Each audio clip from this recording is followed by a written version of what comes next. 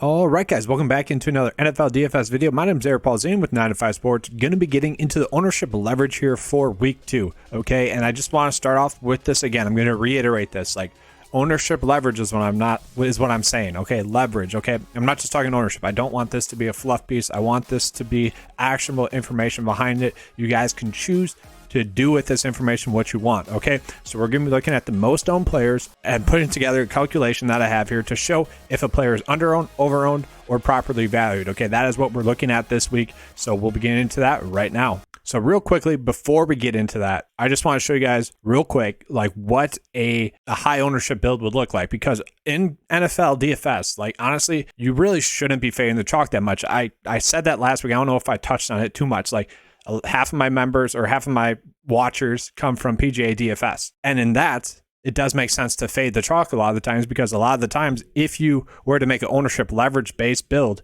it'd do better than a chalk based build. Okay, you can make a lot of bad chalk builds in golf.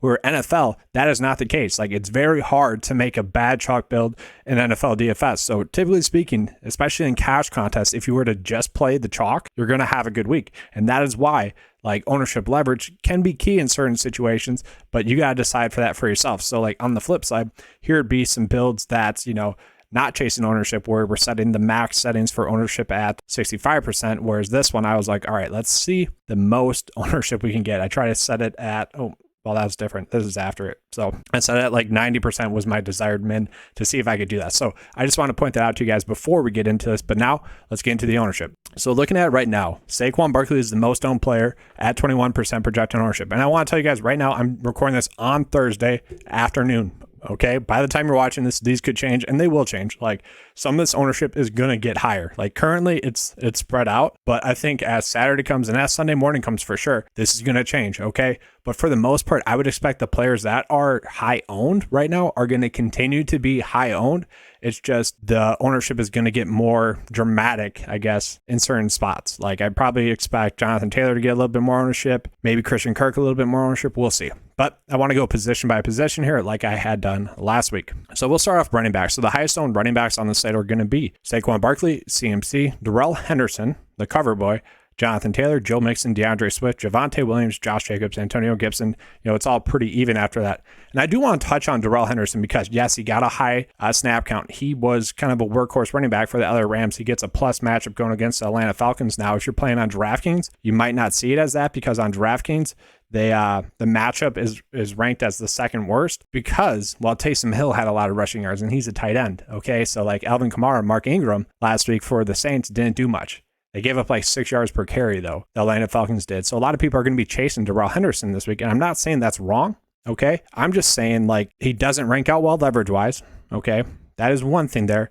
But also, you got someone like Cordero Patterson, and this is what I always touch on, who makes like a lot more sense as a play at an exact same price point. His workload was a lot bigger last week. He had 27 total opportunities, 22 rushes, and whatever targets then that would be. And then Darrell Henderson wasn't used that much. Like, they spread the wealth a lot more. Cordero Patterson is that offense, whereas Darrell Henderson is just another guy. So it would make sense potentially to be on Patrick or Cordero Patterson more so than it would be to be on Darrell Henderson. And that's like a small edge that I think you can gain on the slate. Like, Cordero Patterson's usage should not go away. I mean, obviously 27 opportunities total is a lot, but I do expect him to still be involved in that offense. Okay, so that'd be a first kind of pivot I think you could make on that slate. Rashad Penny, I would be a little bit careful about this week as well. I know he's not getting that much ownership, but Kenneth Walker is expected to be back, so something to monitor there. Just a quick one as well, like Jeff Wilson compared to Michael Carter. Yes, it's only like 5% projected ownership, and I do expect that number to go up for Jeff Wilson. That's one of those ones I think we can see him get to like 9% projected ownership. But Michael Carter got a lot of targets last week, got 10 carries. I expect those targets to still be there. I would say like a base of around 5 targets will be what Michael Carter gets this week. So I think he actually has a higher floor this week in DraftKings than does Jeff Wilson.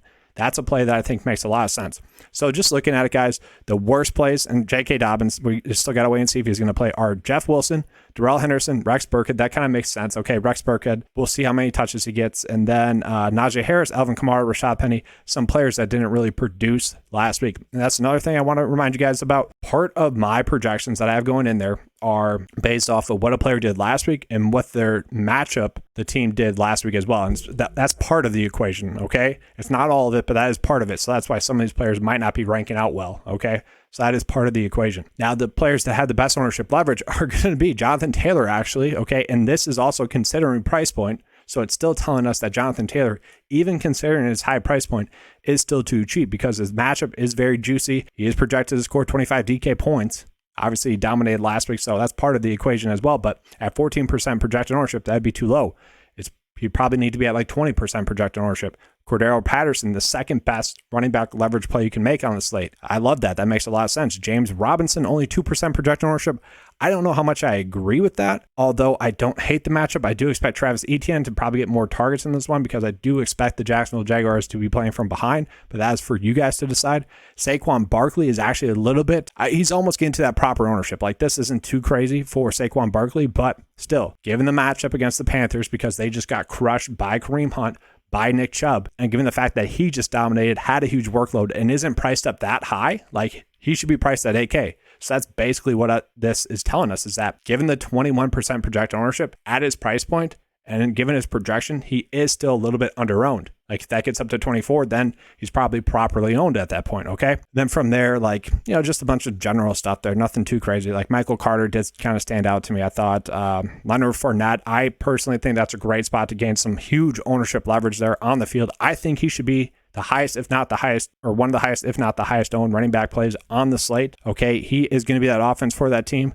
Cordero Patterson just feasted against them, okay? I know they kind of get used differently, but the usage was there for Leonard Fournette. He played a ton of snaps. He's very cheap. He is someone that I personally, even though the data isn't saying like go gung-ho about it, I love that. I think he should be 16. I think he should be double that ownership. So Leonard Fournette, for me personally, is someone that I'm going out of my way to play. And I kind of expect that once Sunday morning comes around, he'd be a player that a lot of people are on a lot more. So real quickly, get into the quarterback plays, just showing you guys who's the most owned currently. We got Derek Carr, 11% projected ownership. I don't know if that's going to stay. Obviously, the Arizona Cardinals, a lot of people are trying to attack that.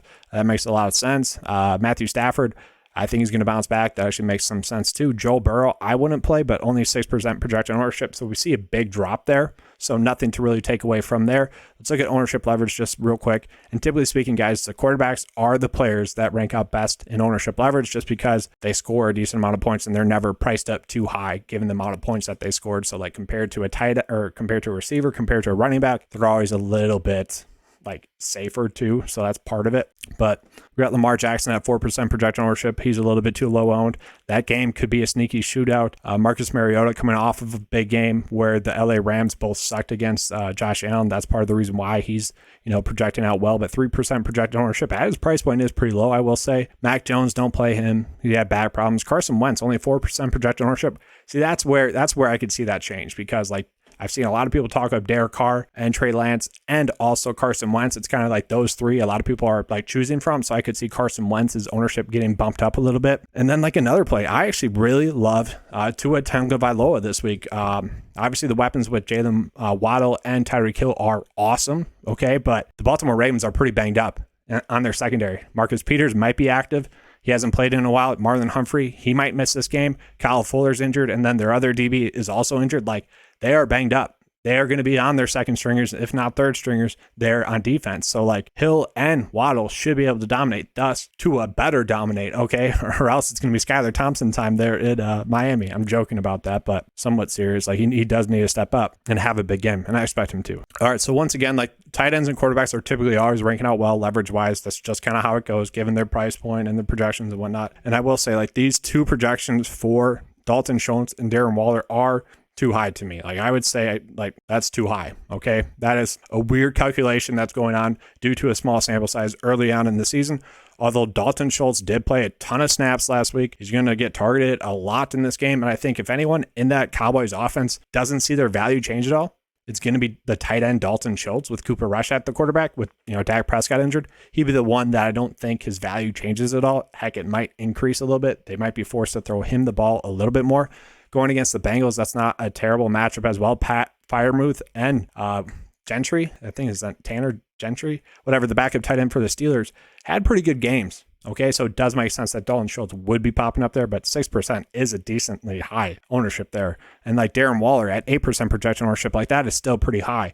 I do expect him to have a great game, but that's pretty high, I will say. Like the players that I like ownership leverage-wise are going to be Tyler Higbee at 4% projected ownership, and then Tyler Conklin at 3% projection ownership. I just love their floor and the targets that they got last week and their amount of playing time that they had last week. Like those are the players that I'd be chasing this week personally at tight end, although I wouldn't go crazy with the tight ends at all. All right, looking at the receivers here, guys. Now, this is kind of crazy. So you went from Michael Pittman being the chalk receiver, as he should have been last week, but now we got a 12K price bump on DraftKings at least, okay? And his ownership is just went down, all right? He's only 7% projection ownership, so he could be someone that you're getting on a little bit more. The highest owned receivers on the slate are going to be Cooper Kupp at 14%, which is too low. Devontae Adams at 14%, which is also too low.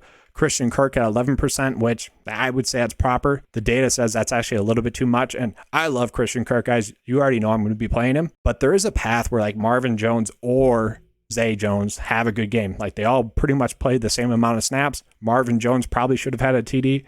Zay Jones was very active in that offense. I do think Christian Kirk is the best receiver in that offense, but I don't think their ownership should be that spread out given the price point of Marvin Jones and Zay Jones as well. Like that could be a decent, just like one-off leverage situation that you could go with there right off the bat. Jamar Chase, that's probably right. St. Brown, that's probably right. Debo, that's probably right. Tyreek Hill, I would say this is absolutely wrong for Tyreek Hill, just given the reasons I already stated. And he got targeted heavily, like 12 targets, guys. He is the offense. He should be the highest owned receiver on this slate, given the matchup, given the price point, and given the usage. At 7.1, he is basically the same play as Adams as Kupp, except for the fact that he just didn't score a touchdown last week. Okay, that is like the only difference. And maybe his touchdown upside is limited. But to me, he is the one receiver play that I'm like, yes, get on him more. Okay, and let's just see how he ranks out leverage-wise compared to all the other receivers. Fourth best ownership leverage play for the receivers, okay? And like I said, Cooper Kupp, like Jonathan Taylor, like at 14% projected ownership currently, that is just too low. I expect that to get corrected as the week goes on.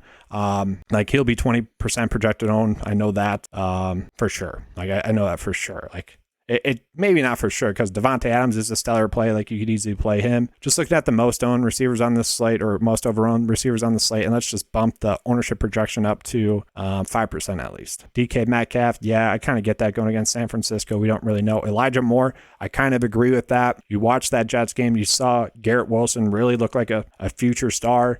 Corey Davis looked good. Braxton Berrios looked good. Like they're going to spread the wealth there, and at his price point, it kind of just makes sense to play one of the other Jets players. Amari Cooper did get open a lot, just Jacoby Brissett did not hit him, so like 5% probably too high on. Rashad Bateman didn't look like the guy. He didn't really look good on film, so probably 6% is a little bit too high, so I'm starting to agree with it there. Cortland Sutton at 9% projected ownership is starting to get a little bit too high, but it's most likely right now. Devontae Adams at 14% projected ownership is currently correct. We'll see. I think he, like, for me personally, it's like, yes, you want to pay for Cooper Kupp, but I think Tyreek Hill and Devontae Adams, just given their matchups, should easily hit the same amount of points or just as much as the same amount of points. So I don't know. I think, those three players are going to be three of the top 8 highest owned players on the slate. It's just which one is the highest owned player on the slate. It'll be interesting to see what the public goes with there. And maybe that's just where you get your leverage then come Sunday morning, is like whichever one of those three is the lowest owned, that's the one you go with, and whichever one's the highest owned, that's the one you don't play. Okay. So I think I did get all those points across pretty well for this one. Okay, like there is a lot more human element into it this week. By week 4, once we have a full sample size, we'll be able to gauge the ownership a little bit better data-wise, okay? But, it's NFL DFS, guys. There is a lot of human elements that go into it, okay? Like it's not just plugging in stuff into a formula, because there's matchups, there's injuries to consider and everything, and that's why, like Tyreek Hill, I think once people figure out how banged up the Baltimore Ravens secondary is, that ownership's going to change, and the ownership is always changing. I want to remind you guys about that. Like, this is something that's constantly changing, and like 1% projected ownership changes a lot of the ranks as well, because it's that tight, okay? But that's also the difference between having a good week in DFS and having a bad week in DFS sometimes. So, it does all add up as well. So hopefully you guys enjoyed this video. I enjoyed talking about it. I do think it's fun to kind of go through this process, okay? And my goal is to like give you guys at least 1 or 2 plays or thought processes that can improve your lineup process throughout the week. I'm not saying change your lineups from this, okay? And I talked about this at the end of the video last week. Do not change your lineups from this. If you're trying to make more lineups, or you made a bunch of lineups, I guess, maybe change 10% or 5% of your builds, okay? Like I said at the start of this video, most of the time the chalk hits, okay? So do not go crazy with replacing the chalk, because most of the time it does hit. Okay, that's all I have for you guys. I hope you guys enjoyed this video. If you did, please give me a like and subscribe. That helps out the channel a ton. Hopefully you guys got value out of this. That's all I have. And as always, guys, let's keep cashing.